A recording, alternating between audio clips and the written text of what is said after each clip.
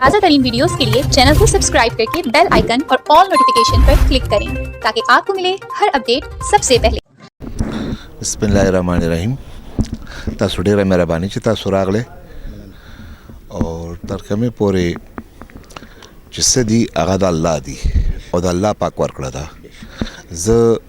د رب کریم چې څونه شکر ادا کوم هغه کم دی چې الله تبارک وتعالى ماته ډیر سره کړی خو ډیر سه د سره کړی چې مال الله پاک مخلص دوستان ډیر خرا کړی دي. زما مخلص رشتہ داران ډیر خدي. نو شکر الحمدلله. زمونږ د علي زلی چې شروع شوی دي او موږ کله یو سیاسي پارټي نه علیحدګي اختیار کړی و تقریبا 15 میاشتې شوي. نو د الله پاک رحم او کرم دی چې هغه رز نوالو تر دې ورځې پورې زموږ دا سوچ هم نو چې یار موږ آزاد صحت کو آزاد صحت سره الیکشن کو سوري او موږ ته به دونه ښه ریسپانس ملاويږي. نو الحمدلله د الله تبارک وتعالى رحم او کرم دی چې ما ته کم نامینیشن فارم نه پس ما ته کوم ریسپانس راغی. نو د الله پاک په فضل او کرم سره د الله پاک په مدد سره ان شاء الله تعالی رحمان د پی کې بی اسی یو خدمتګار ومه او ان شاء الله دې الله با په 8 فروری نه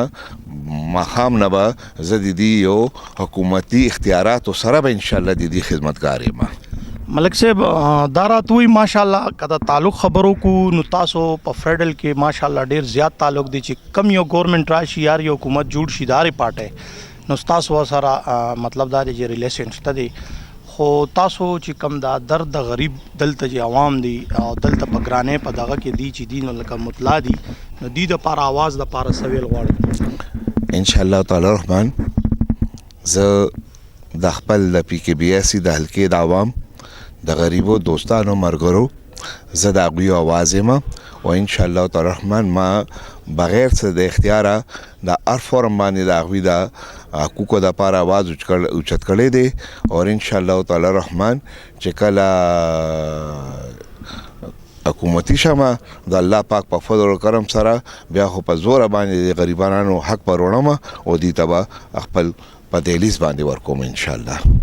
ډیره مننه جی پیامي خبر لا ورکولو امینوالو څنګه ملک صاحب او ویلې چې د غریب سړي حق چې دی د دې جولې ته بزل لړکوما چې کله ز دلته په سملې ته نه وتم او سملې کې چې دینو د دې حق د پاره بز आवाज اوچتوم. ډیره خبره ده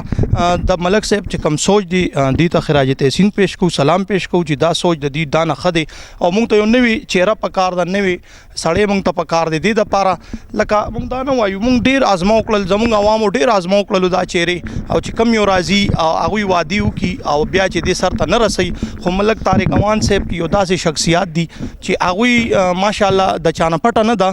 د خار پاشنده دي او په خار کې لوي شوی دي او د خارین خبر دي او د هر غریب आवाज جوړيږي. کیمرامین اسنین صافی سره عرفان دورانی پیام خیبر پیښور.